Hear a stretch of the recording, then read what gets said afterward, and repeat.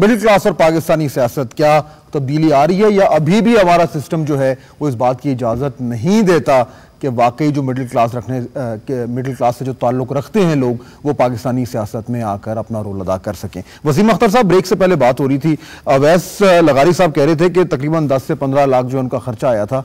आप मुझे बताएं कि आपके इलेक्शन में कितना खर्चा आया था आपका? मेरे इलेक्शन में मेरा एक पैसा खर्च नहीं हुआ। हमारी जमात पैसे खर्च करती है इलेक्शन में। मैं एक बात अभी आपने कैलकुलेशन की थी कि poor class, middle class, lower middle class. देखें, जहां तक poor class, lower middle class और मिडिल क्लास का ताल्लुक है, वसीम अख्तर, एक सेकंड मैं आपको इंटरप्ट करूंगा। एक सेकंड, मैं जरा पहले ये पॉइंट जरा क्लियर करना चाह रहा था, जो अभी बात करें मैं वापस आता हूं उस पर। आप जो कह रहे थे कि आपकी पार्टी जो है वो जितने भी उसके उम्मीदवार हैं वो कोई भी जेब से खर्च नहीं करता, ये आपका पॉइंट था ना? हमारी पार्टी में आज तक जितने इलेक्शन लड़े गए हैं उसमें इंडिविजुअल कैंडिडेट का एक पैसा खर्च नहीं होता। अच्छा। पार्टी बैनर्स लगाती है, बैनर्स छपवाती है। अच्छा। इवन के जो नॉमिनेशन के लिए पैसे जमा होते हैं कोर्ट के अंदर, वो भी पार्टी जमा कराती है। और कैंडिडेट का फर्ज बनता है ये जब जीत जाए इलेक्शन तो वो पैसे निकलवा के वापस पार्टी में जमा करवाता है। वो 2500 या 5000 ऐसे कुछ होते हैं। हमारे यहाँ कैंडिडेट कोई पैसा खर्च नहीं करता, टिकट के लिए उसको कोई पैसे नहीं देने पड़ते।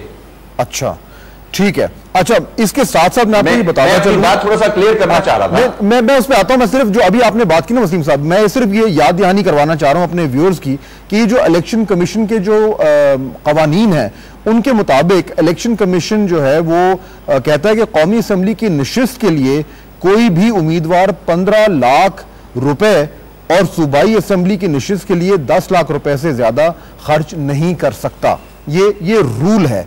वसीम अख्तर साहब, आपने तो बिल्कुल वाज़ेह कर दिया, लेकिन सिर्फ मुझे ये अपनी बात को आगे बढ़ाने से पहले मुझे बता दें कि ये जो इलेक्शन कमीशन का जो रूल है ये फॉलो होता है? आपका एक्सपीरियंस क्या कहता है? यार ये ऐमी मजाक है। देखिए, मैंने 3-4 इलेक्शन लड़े हैं। हम इलेक्शन कमीशन के रूल्स को फॉलो करते हैं। हर MNA MPA को जो पैसे पार्टी देती है उस लिमिट में, जो उसकी लिमिट है उसमें उससे बहुत नीचे रहते हुए होता है। लेकिन दीगर पार्टीज के बारे में क्या ख्याल है? दीगर पार्टी जो आपके अपोनेंट्स हैं, जो आपके मुखालिफिन हैं, दीगर लोग हैं, आपके ख्याल में उनके तो बहुत पैसे खर्च होते हैं?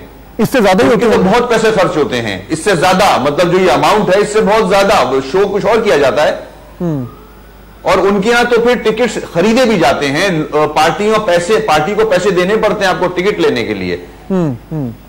अच्छा, अब ये जो आपकी बात है, मैं आप वापस आ रहा हूं जो अभी आप बात कर रहे थे मुजम्मिल साहब की, लेकिन एक से मुजम्मिल साहब ये आप बात हम कर रहे थे कि ये खर्चा कितना आता है। ये अवैस लगारी साहब ने तो कहा कि उनका शायद इससे कम हो, लेकिन ये मानना बहुत मुश्किल है कि 10 लाख के अंदर जो है वो इलेक्शन जीते जाते हैं, जितने करोड़ों रुपए की बात होती है। तो ये एक इकोनॉमिक बैरियर तो है अगर कोई इलेक्शन लड़ना चाहे।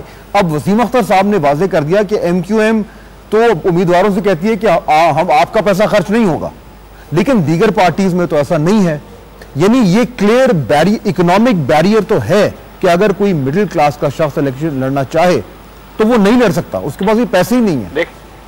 देखें फहद, मैं आपको छोटी सी इकोनॉमिक इलस्ट्रेशन दे देता हूं कि अगर एक वक्त का खाना अगर आप सिर्फ बिरयानी खाएं तो आज वो भी जो है 100 रुपए की पर प्लेट पड़ती है, ठीक है ना। अगर एक इलेक्शन का इलाका है जहां का 10 लाख वोटर है और टारगेट सिर्फ 1 लाख लोगों को किया जाता है और उसमें जो लोग मोबिलाइज करते हैं, आपको पता है कि सिर्फ इलेक्शन वाले दिन ही कितना खाने खिलाए जाते हैं, सिर्फ एक इलेक्शन वाले दिन। वैसे तो कैंपेन 3-3 महीने पहले से शुरू होती है, तो उस दिन का अगर सिर्फ खाना ही खिलाएं तो वो 10 लाख रुपए होता है।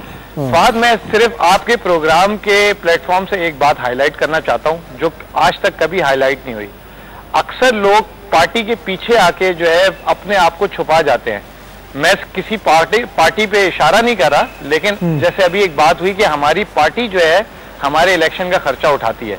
इसी तरीके से जो बड़े लोग हैं, जो सिंध, पंजाब, बलूचिस्तान, जो बड़ी पार्टियां, वो यही कहती है कि जी हमारी पार्टी खर्च करती है। मैं सिर्फ एक बात जानना चाहता हूं कि जैसे कैंडिडेट्स को बोला जाता है कि आप अपनी नॉमिनेशन जब फाइल करें तो इनकम टैक्स रिटर्न, अपनी एसेट सारे डिक्लेयर करें। पाकिस्तान में कोई ऐसा कानून है कि पार्टीज को पूछा जाए कि आपके पीछे फंडिंग किसने की है? सही है। और वो फंडिंग करने वालों के असासे, क्या पता वो ब्लैक मनी का पैसा हो, वो स्मगलर्स हो, वो बहुत बड़े टैक्स होल्डर्स हो, आज तक उसके बैकग्राउंड में नहीं गया। ये हम अमेरिका जैसे देखते हैं कि अमेरिका में सदारती इलेक्शन हो रहे हैं तो कोको कोला फंड कर रही है, तो अमाउंट डिक्लेयर होते हैं बाकायदा। ठीक है, ठीक है, ये अच्छा पॉइंट है आपका। वसीम अख्तर साहब, अवैस साहब, दोनों से मैं पूछना चाहूंगा। वसीम साहब, ये जो पॉइंट इन्होंने रेज किया है जी कि फंडिंग कहां से रेज किया इन्होंने, देखें हमारी जमात फंड से चलती है, चंदे से चलती है, ये यहाँ है, सबको पता है, सबके इल्म में है। हमारे जो कारकुनान हैं अल्ताफ भाई के, वो अपनी सैलरी का 1% फंड में डालते हैं। हमें ऐसे लोग हैं सिंध में, कराची में, जो हमें फंड देते हैं, हम पार्टी को फंड मुहैया करते हैं।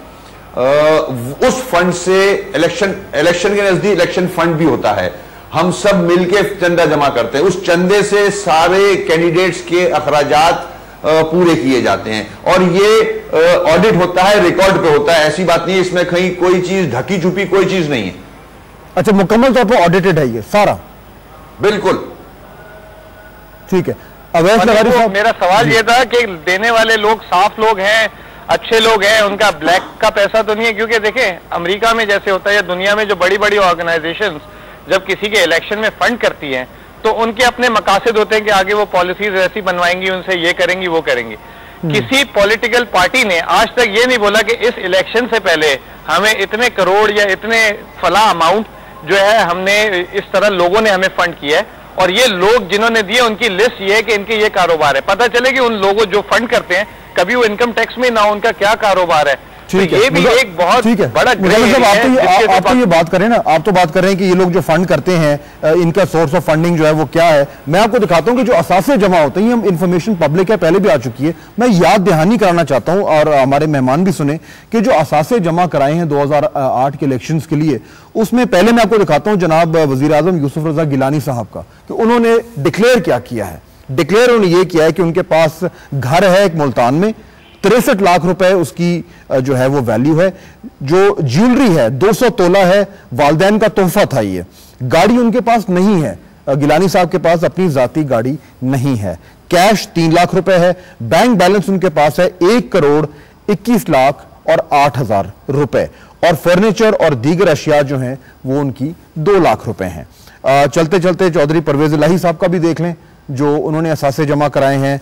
घर लाहौर में आधा हिस्सा है उनका 32 लाख 90 हजार रुपए, घर इस्लामाबाद में आधा हिस्सा है 50 लाख रुपए, 78 एकड़ ज़रई ज़मीन है 3 लाख 67 हजार, सरमायाकारी है 3 करोड़ और उससे कुछ ज़्यादा। गाड़ी चौधरी परवेज इलाही साहब के पास अपनी जाती नहीं है। ज्वेलरी 50 तोला है 10 लाख की, कैश तकरीबन 10 करोड़ के आसपास है, फर्नीचर जो है वो 5 लाख 80 हजार है। अवैस लगारी साहब, ये जो बात हो रही है ना, अब ये जो असासे हैं ये दुरुस्त होते हैं, ये सही है?